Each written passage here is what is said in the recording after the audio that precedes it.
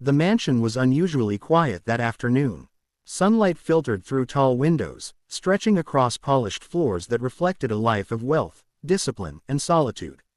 For years, this house had known only order, every step measured, every sound controlled. Its owner demanded it. Victor Hale was a billionaire who trusted numbers more than people. He believed character revealed itself only when no one was watching, which was why he tested everyone around him, assistants, managers, even friends. Not through cruelty, but through silence and observation. That day, Victor lay on the long sofa in his private study, eyes closed, deeply asleep.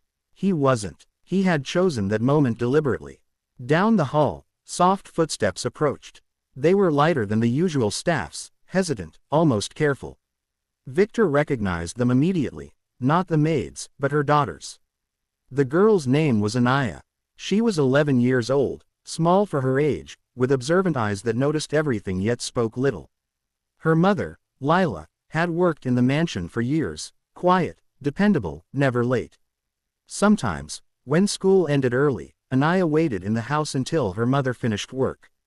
Victor allowed it. Children, he believed, were honest mirrors of the adults who raised them. That day, Victor had overheard something earlier that morning. A vase, an antique worth more than many people's annual salaries, had fallen and cracked in the east hallway. No one claimed responsibility. The staff insisted it must have slipped from the shelf. But Victor had seen Anaya nearby earlier, looking at it with curiosity. He didn't accuse. He never accused. Instead, he observed. Now, pretending to sleep, Victor waited. Anaya stepped into the study slowly. She paused at the doorway, clearly unsure if she should enter. The room felt heavy to her, too quiet, too important. She clutched something behind her back. She took one small step forward. Then another. Her eyes flicked to Victor's face.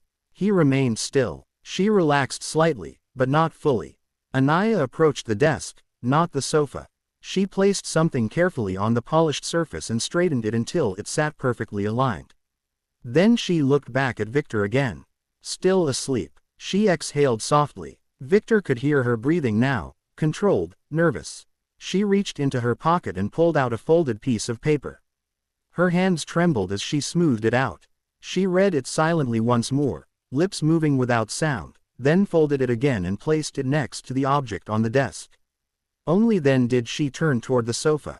She stood there for several seconds, clearly struggling with a decision. Finally, she spoke. Her voice was barely above a whisper. "Sir, I'm sorry." Victor's chest tightened, though his face didn't change. She bowed her head slightly, the way her mother always did when she felt she had disappointed someone. "I didn't mean to touch the vase," Anaya continued. "I just wanted to see the blue flowers closer. I didn't know it was so old." It slipped. Silence followed. Victor didn't move. She waited. When nothing happened, she swallowed hard. "I tried to tell my mama," she said, voice shaking now. But she looked so tired. "I didn't want her to be scared." She wiped her eyes quickly with the back of her hand, as if embarrassed by the tears. "I saved my allowance," she added. "It's not enough. But I'll keep saving. I promise." She took a step back, then another. "I just didn't want you to think she's careless," Anaya whispered. "She's not. She's very good." Victor felt something stir deep inside him, something unfamiliar and uncomfortable. Anaya turned to leave. That was when Victor opened his eyes. She froze. Color drained from her face as she realized he had been awake. I'm sorry," she rushed out, panic rising. "I didn't know you were. I shouldn't have." Victor sat up slowly. "Anaya," he said calmly. She stopped breathing for a moment. "Yes, sir," she answered, eyes fixed on the floor. "What did you place on the desk?" he asked. She hesitated, then turned and walked back, pointing with one finger. "The piece that broke off," she said. "I found it under the shelf." "And the note?" Victor reached for the object. It was the missing fragment of the vase, wrapped carefully in cloth so it wouldn't chip further. He unfolded the note. The handwriting was uneven, clearly practiced and rewritten many times. It read, "I am sorry for breaking something important. My mother did not do it. I did. I will try to fix it or pay for it. Please do not be angry at her." Victor closed his eyes briefly. How long were you standing there? He asked. A few minutes, Anaya replied softly. I thought, maybe if you woke up angry, it would be worse. Victor stood. Anaya flinched. Instead of raising his voice, he walked to the shelf where the vase had once stood. Do you know why that vase matters to me? He asked. She shook her head. It belonged to my mother, Victor said.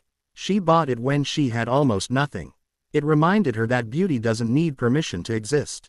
Anaya listened carefully, like someone being trusted with something fragile. It's broken now, Victor continued. But not because of carelessness. He turned to face her. It broke because a child was curious, he said. And curiosity is not a crime. Her eyes filled with tears again, but this time she didn't hide them. I was scared, she admitted. I know, Victor said. He walked back to the desk and knelt so they were at eye level. You told the truth when you thought no one would hear, he said. That matters more than the vase. Anaya nodded, breathing unevenly. Will you be angry at my mama? She asked. Victor shook his head. No, but I will speak to her. Her face fell. I'm sorry. For something else, he added gently.